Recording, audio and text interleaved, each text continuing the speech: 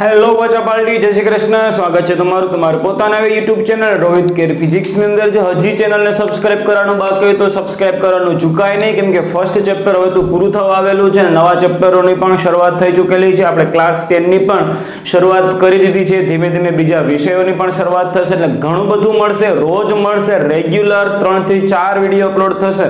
તો bell icon પણ press કરી દેજો, એટલે કે નવી નવી નોટિફિકેશન તમારા સુધી પહોંચી જાય. તો આજે જે ચર્ચા કરવાની છે આપણે આપણા 12th ના ચેપ્ટર નંબર 1 ના મિની લેક્ચર 1.33 ની અંદર, કે જેની અંદર આપણે ચર્ચા કરશું સમાન બાહ્ય વિદ્યુત ક્ષેત્રની અંદર આપણે કોઈ ડાયપોલ રાખીએ ત્યારે તે ડાયપોલનું શું થાય, અને લાસ્ટમાં જો કદાચ સમાનને બદલે વિદ્યુત ક્ષેત્ર અસમાન હોય ત્યારે વાર્તા કેવી થશે એ સ્ટોરી વિશે પણ આપણે જાણશું. તો ચાલો મહાદેવનું નામ લઈ શરૂઆત કરીએ આજના લેક્ચરની.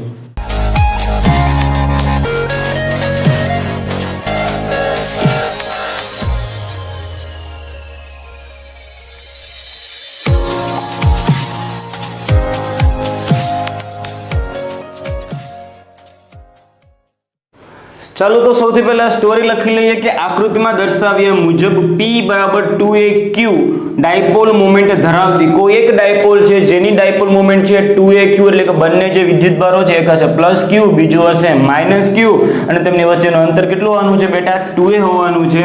ડાયપોલ મોમેન્ટ ધરાવતી કાયમી ડાયપોલ શબ્દ એટલે કન્ફ્યુઝ થતા નહીં. કાયમી ડાયપોલ એટલે કે એવી ડાયપોલ જો અહીંયા વિદ્યુત ક્ષેત્ર હોય કે ના હોય, આ ડાયપોલ તો અહીંયા રહેવાની છે, બરાબર. એમાં કઈ ફરક પડવાની છે એ જે વિદ્યુત ક્ષેત્રના લીધે અને ડાયપોલ મોમેન્ટમાં કશો ફરક પડવાનો છે નહીં. આગળ આપણે જોશું કે ભાઈ વિદ્યુત ક્ષેત્રને હેલ્પ કરી આપણે કંઈક નવી ડાયપોલ મોમેન્ટ આપણે ક્રિએટ કરી શકશું, આગળ જોશું.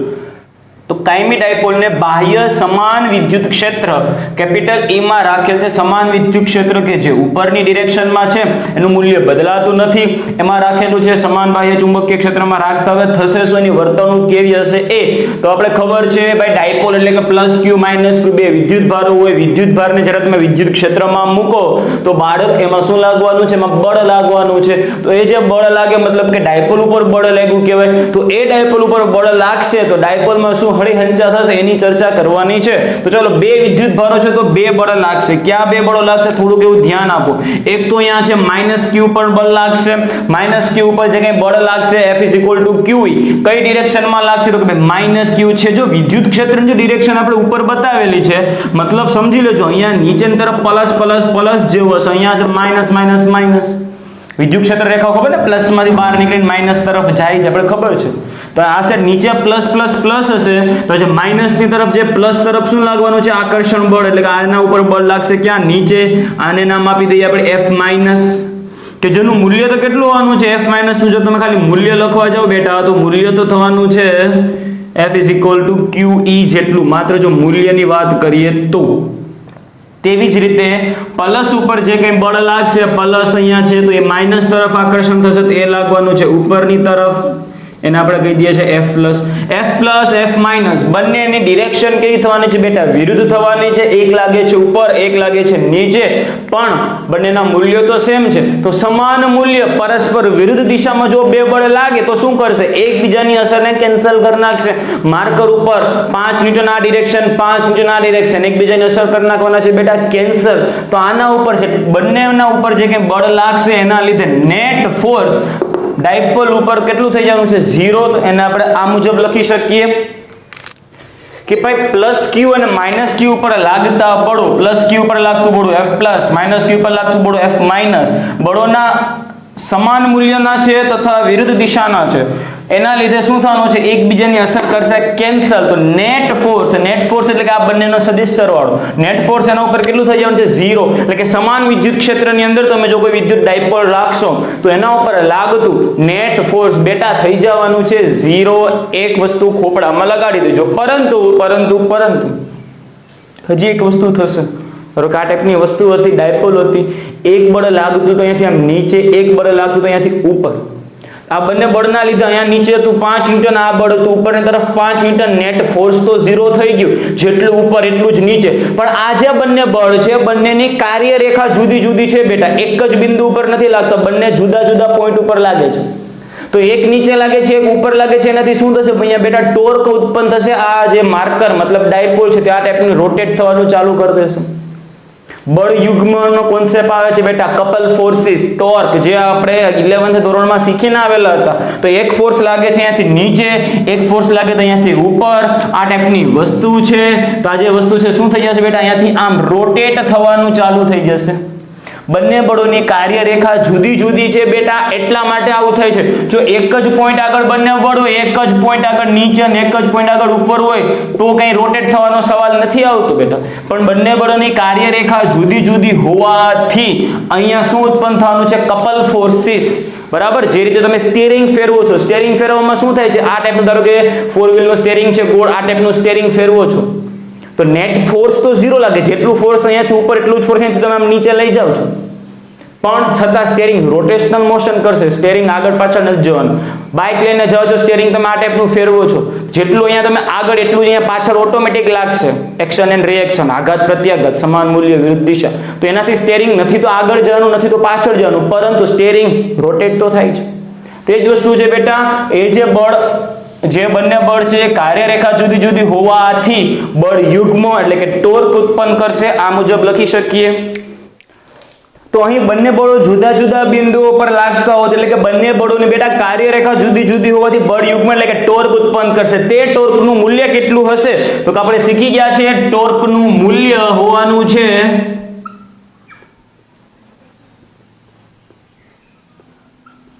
કોઈ એક બળ ગુણાકારમાં બંને બળો વચ્ચેની જે કઈ કાર્યરેખા છે, બે બળોની જે કાર્યરેખા છે એમની વચ્ચેનું લંબ અંતર આવતું બેટા યાદ રાખજે. બે બળો વચ્ચેની કાર્યરેખાનું લંબ અંતર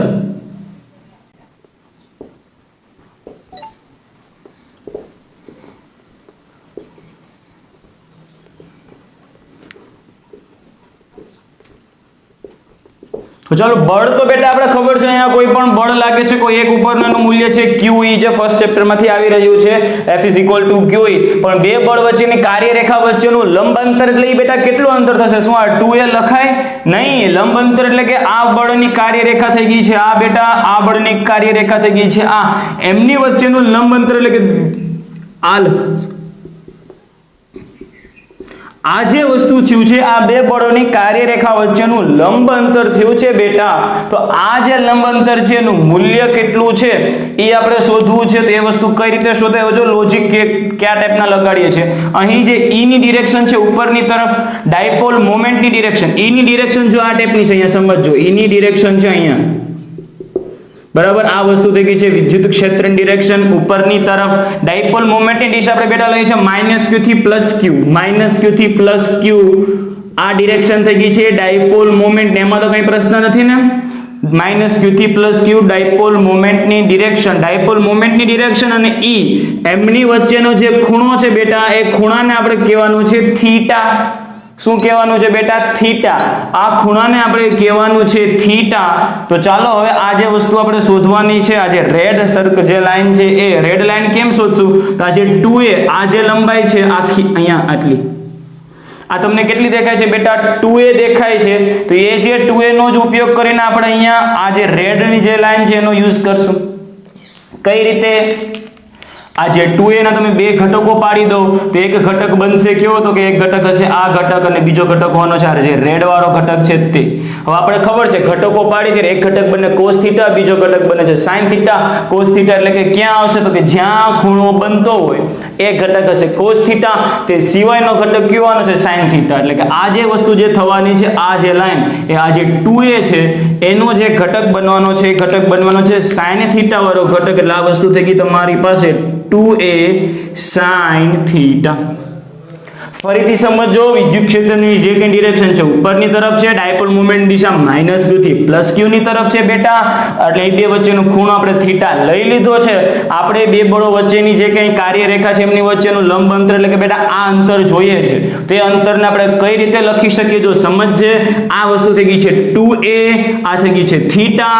આ 2a ના બે ઘટકો પાડીએ, એક ઘટક બને આ અને બીજો ઘટક બને છે આ. તો જ્યાં થીટા બનતો હોય તે ઘટક કયો હોય છે? cos ઘટક. આપણે ખબર છે છે, જ્યાં ખૂણો નથી બનતો, થીટા નથી બનતો, તે ઘટક હોવાનું છે. sin ઘટક, તો આ જે વસ્તુ થઈ ગઈ છે તમારા માટે વસ્તુ બની ગઈ છે 2a sin થીટા. જો અહીંયા પ્રોબ્લેમ જેવું લાગતું હોય તો કમેન્ટ કરી દેજો બેટા. અહીંયા હજી એક આપણી પાસે મેથડ છે બીજી, sin થીટા બરાબર સામેની બાજુના છેદમાં કર્ણ, એ વસ્તુનો યુઝ કરીને પણ અહીંયા આપણે કરી શકશું. પણ ચલો અહીંયા આપણે બળનું મૂલ્ય કેટલું છે, QE ક્રોસ બંને બળો વચ્ચેની કાર્યરેખા વચ્ચે લંબ અંતર હમણાં જ આપણે જોયું છે 2a sin થીટા. ચલો આ ટાઈપની વસ્તુ થઈ ગઈ. આ છે ખાલી મૂલ્ય જે આપણે આ સદિશ સ્વરૂપે લખતા નથી. ચલો 2a ને આગળ બોલાવી લઈએ, તો 2a ને આગળ બોલાવી લઈએ તો આ વસ્તુ થઈ ગઈ તમારી પાસે 2aq, આ થઈ ગયું એની સાથે ગુણાકારમાં e, અને એની સાથે ગુણાકારમાં છે બેટા sin થીટા. તો 2aq મેં શું કામ લખ્યું તમને ખબર પડી ગઈ હશે બેટા. 2aq લખવા પાછળનું જે કઈ રીઝન છે, 2aq એટલે કે તમને યાદ આવશે ડાયપોલ મોમેન્ટ p ની ઇન્ટુ થઈ ગયું છે e, તો આ વસ્તુ થઈ ગઈ pe sin થીટા. તમારી પાસે ટોર્કનું મૂલ્ય આવેલું છે pe sin થીટા. ટોર્કનું મૂલ્ય pe sin થીટા છે, તો સદિશ સ્વરૂપે જો તમે ટોર્ક લખવા જાઓ તો બેટા તમારી પાસે બે ઓપ્શન હશે. બે ઓપ્શન, એક ઓપ્શન હોવાનો છે આ સદિશ p ક્રોસ સદિશ e, અથવા બીજું ઓપ્શન તમારી પાસે આ પણ હોઈ શકે સદિશ e ગુણાકારમાં સદિશ p. આ બંને છે ક્રોસ પ્રોડક્ટનું મૂલ્ય તો આ જ થશે p sin થીટા, અહીંયા પણ e p sin થીટા વસ્તુ જ થવાની છે, કાંઈ ફરક પડવાનો છે ને. પરંતુ આપણે ખબર છે આ બે જવાબ હોઈ શકે નહીં, કેમ કે આ બંને વસ્તુ અલગ અલગ છે. તો કાં તો આ સાચું હશે, કાં તો આ સાચું હશે. કયું સાચું હશે થોડુંક વિચારો બેટા, થોડુંક વિચારો. અહીંયા જે બળ લાગે છે આના ઉપર લાગતું બળ ક્યાં લાગે છે, -q ઉપર લાગતું બળ લાગે છે બેટા, નીચેની તરફ લાગે છે. આના ઉપર લાગતું બળ ઉપરની તરફ લાગે છે. તો આ જે વસ્તુ ફરશે કઈ રીતે, તો કે ભાઈ આ વસ્તુ એન્ટી ક્લોકવાઇઝ ફરશે. તો એન્ટી ક્લોકવાઇઝ ફરશે તો ક્યાં આવવાનું છે, બહારની તરફ. ક્યાં આવવાનું છે તે બહારની તરફ, એની ડિરેક્શન આવવાની છે. ટોર્કની ડિરેક્શન ધારો કે એન્ટી ક્લોકવાઇઝ ફરે છે તો આપણે ખબર છે, શીખી ગયા 11th ધોરણમાં, ટોર્કની ડિરેક્શન આવશે બહારની તરફ. તો આ બે બળ છે અથવા તો આ છે p ક્રોસ e અથવા તો e ક્રોસ p, એમાંથી કેમાં જવાબ બહારની તરફ આવે એટલે કે એન્ટી ક્લોકવાઇઝ મૂવમેન્ટ થાય એ વસ્તુ સાચી હશે. તો ચલો પહેલા e ક્રોસ p ની આ વસ્તુ કરીએ. e ક્રોસ p, તો આ થઈ ગયું સદિશ e, આ થઈ ગયું સદિશ p. આપણે વસ્તુ ખબર છે, સ્ક્રૂનો નિયમ ખબર છે ને, સદિશ e થી સદિશ p આ ડિરેક્શનમાં તમે જો ફેરવો, રોટેશન કરો, આ તો બેટા થઈ ગયું છે સમઘડી, હાલે નહીં, ફરવાનું છે કે વિષમઘડી. તો p ક્રોસ e કરવા જાઓ, p ક્રોસ e કરવા જાઓ તો p થી e આ ડિરેક્શન, p થી e ડિરેક્શનમાં તમે જાઓ તો આ વસ્તુ કઈ ફરવાનું છે, વિષમઘડી. સાચો જવાબ કયો આવશે બેટા, p ક્રોસ e. ઘણાય લોકો એવું કહે છે સીધું આના ઉપરથી p sin થીટા એટલે ગોખાવી દે બેટા, ગોખી લ્યો p sin થીટા તો p ક્રોસ e. પણ બેટા કોન્સેપ્ટ છે, એમને કે બધી વસ્તુ કઈ ગોખવાથી કઈ પાસ થઈ જવાશે, પણ પૂરેપૂરા માર્ક્સ ગોખવાથી લાવવા થોડાક કેવા છે બેટા, અઘરા છે. તો ડાયપોલ ઉપર લાગતું સમાન ચુંબકીય બાહ્ય જે ક્ષેત્ર છે, વિદ્યુત ક્ષેત્ર, એના ઉપર લાગતું ટોર્કનું સમીકરણ આવી ગયું. પછી torque is equal to p cross e. યાદ રાખવાનું છે ખાસ, આ જે ટોર્કની જે કઈ ડિરેક્શન છે, ટોર્કની ડિરેક્શન તમે બે રીતે લખી શકો. પહેલી વસ્તુ, આ જે ટોર્ક લાગશે એના લીધે શું થવાનું છે, પહેલા તો જે બાહ્ય તરફ છે તો છે જ, એનાથી જે કઈ ડાયપોલ છે બેટા, તો ડાયપોલ કઈ ડિરેક્શનમાં મૂવમેન્ટ કરે છે, જો તો અહીંયાથી ડાયપોલ આ ડિરેક્શનમાં જવાની ટ્રાય કરશે. ડાયપોલ અહીંયાથી ઉપર, અહીંયાથી નીચે, ડાયપોલ ધીમે ધીમે આમ ફરશે ને એમ ફરશે તો એ વિદ્યુત ક્ષેત્રને સમાંતર કરવાની ટ્રાય કરશે. એટલે કે આ ટોર્કના લીધે જે ડાયપોલ છે તે વિદ્યુત ક્ષેત્રને સમાંતર થવાનો પ્રયત્ન કરશે. અથવા તો તમે લખી શકો છો કે આના લીધે જે ડાયપોલ છે તે આ ખૂણો જે થીટા છે તે ઘટાડવાની ટ્રાય કરશે. આ ટાઈપમાં અહીંયાથી બળ નીચે, અહીંયાથી બળ ઉપર, તો ધીમે ધીમે ખૂણો ઘટશે, ખૂણો ઘટાડવાની ટ્રાય કરશે. તો આ ટાઈપમાં લખી શકો.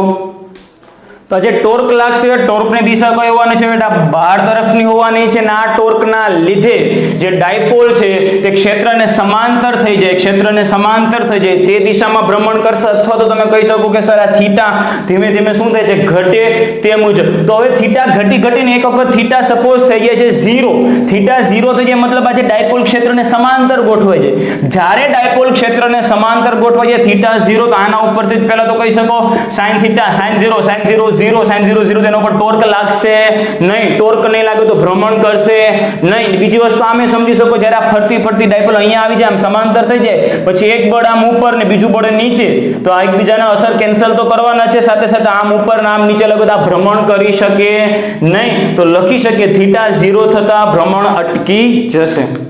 તો લાસ્ટમાં એક નોટ લખી શકીએ, થીટા 0 ધીમે ધીમે થશે એટલે કે P E ને સમાંતર થઈ જશે ત્યારે આ ભ્રમણ શું થઈ જવાનું છે, અટકી જવાનું છે. બેટા વ્યવસ્થિત સ્ક્રીનશોટ લઈ લે. આ સમાન વિદ્યુત ક્ષેત્રમાં મૂકેલ ડાયપોલની વર્તણૂક છે, હજી ચર્ચા કરવાની છે. જો સમાન વિદ્યુત ક્ષેત્ર ના હોય ને અસમાન હોય ત્યારે એનું બિહેવિયર કેવું હોય છે, ફટાકે વ્યવસ્થિત એવો સ્ક્રીનશોટ લઈ લે બેટા. તો બચ્ચા પલટી હવે જોઈએ છે થોડુંક એવું અસમાન વિદ્યુત ક્ષેત્ર હશે ત્યારે વાર્તા કેવી થશે. તો ફરીથી આપણે એવડી મોટી કથા નહીં કરીએ પણ આપણા લોજિકથી જ આપણે જવાબ આપવાના છે. જ્યારે અસમાન વિદ્યુત ક્ષેત્ર હશે ત્યારે વસ્તુ કેવી થશે, એટલે કે લાસ્ટ ટાઈમની જેમ જ આપણે જે ડાયપોલ રાખેલી તો અહીંયા હતી આ માઇનસ ક્યુ, અહીંયા હતું આ પ્લસ ક્યુ, એમની વચ્ચેનું અંતર હતું આપણે કહી દઈએ છીએ 2a જેટલું અંતર. અસમાન વિદ્યુત ક્ષેત્ર છે બેટા. ધારો કે આ ટાઈપની જે વિદ્યુત ક્ષેત્ર છે સમાન વિદ્યુત ક્ષેત્ર છે એનો મતલબ એક સાઈડ વિદ્યુત ક્ષેત્રનું મૂલ્ય વધારે હશે. સપોઝ આ જે E છે નીચેની તરફ વધારે E છે,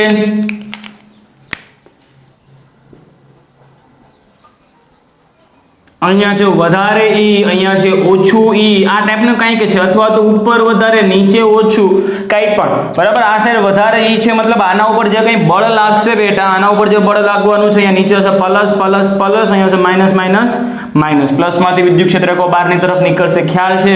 તો આના ઉપર જે કંઈ બળ લાગશે ડિયર F માઇનસ, અને આના ઉપર જે કંઈ બળ લાગવાનું છે ડિયર F પ્લસ.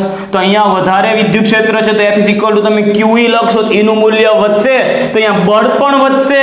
અહીંયાથી F is equal to QE, અહીંયા E નું મૂલ્ય ઓછું છે તો બળનું મૂલ્ય પણ ત્યાં કેવું હોવાનું છે, ઓછું. તો અસમાન વિદ્યુત ક્ષેત્ર હશે બેટા ત્યારે આપણે F નેટ જે લાસ્ટ ટાઈમ 0 કહેતા અહીંયા આપણે 0 કહી શકીએ નહીં, નહીં, નહીં.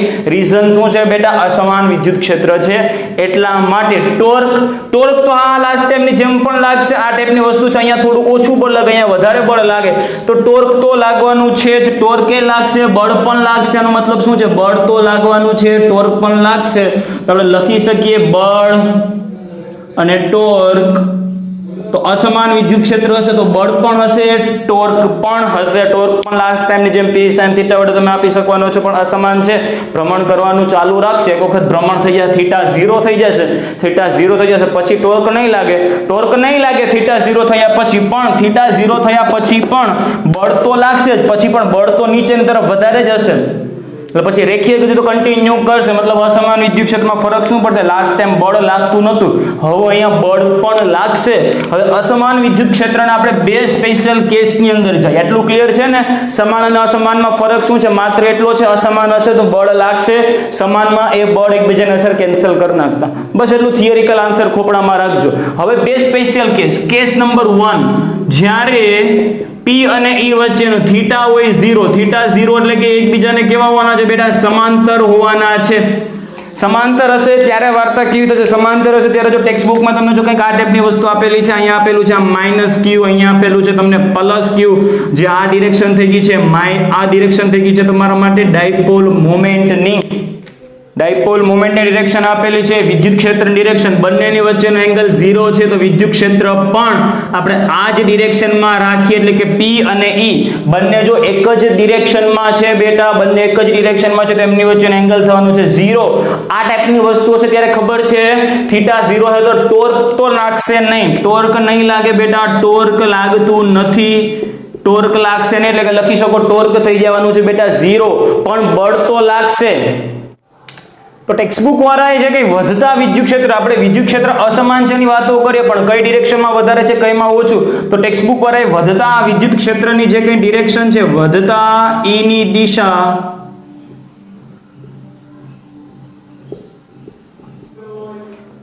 તો વધતા વિદ્યુત ક્ષેત્રની ડિરેક્શન આપણે આ તરફની લીધી છે, મતલબ આ સાઈડ અહીંયા વિદ્યુત ક્ષેત્ર વધુ હશે, વધુ વિદ્યુત ક્ષેત્ર હશે આ ડિરેક્શનમાં. અહીંયા પ્રમાણમાં એના કરતા કેવું વિદ્યુત ક્ષેત્ર હોવાનું છે બેટા, ઓછું હોવાનું છે. આનાથી થવાનું શું છે, અહીંયા વિદ્યુત ક્ષેત્ર વધારે છે તો વિદ્યુત ક્ષેત્રની ડિરેક્શન જો આપણે આ ટાઈપની લીધી છે તો અહીંયા બધું હશે પ્લસ પ્લસ પ્લસ પ્લસ, આ ડિરેક્શનમાં અહીંયા માઇનસ માઇનસ માઇનસ માઇનસ. તો આના ઉપર જે કંઈ બળ લાગશે તે આ ડિરેક્શનમાં લાગવાનું છે, જેને આપણે કહીએ છીએ અહીંયા જે લાગતું બળ છે F પ્લસ, અહીંયા જે લાગતું બળ છે F માઇનસ. તો f પ્લસ નું મૂલ્ય વધુ હશે કે f માઈનસ નું મૂલ્ય વધુ હશે? આપણે વિચારીએ f પ્લસ આ જે બળ છે એનું મૂલ્ય કેટલું થવાનું છે? f plus f is equal to qe. અહીંયા જો બેટા વિદ્યુત ક્ષેત્ર પણ વધુ છે તો e નું મૂલ્ય વધતા અહીંયા બળ પણ વધુ લાગશે. અહીંયા વિદ્યુત ક્ષેત્રનું મૂલ્ય ઓછું એટલે અહીંયા બળ ઓછું લાગશે. તો આ બે બળનો આપણે જ્યારે સરવાળો કરશું, નેટ ફોર્સ કરશું તો વધારે બળ હશે એનું હાલવાનું છે. ધારો કે આ ડિરેક્શનમાં 10 ન્યૂટન લાગે છે, આ ડિરેક્શનમાં 3 ન્યૂટન લાગે છે, તો 7 ન્યૂટન ફોર્સ આ ડિરેક્શનમાં લાગે છે. મતલબ જે f નેટ છે, f નેટ ની જે ડિરેક્શન આવશે, f નેટ કઈ ડિરેક્શનમાં લાગશે? તો કે વધતા e ની ડિરેક્શનમાં લાગશે.